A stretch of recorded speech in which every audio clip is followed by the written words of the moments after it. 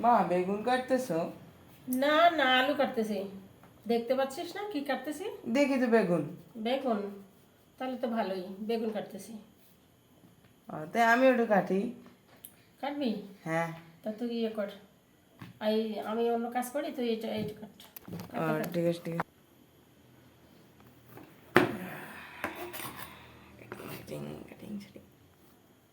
ঠিকঠাক কাটবি কিন্তু, আমি অন্য কাজ করতেছি। ঠিক আছে, চিন্তা করিও না।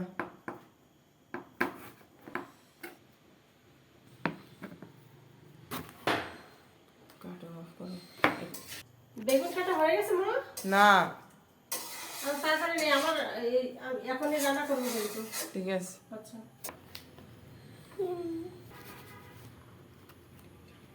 মা কাটা শেষ হয়েছে।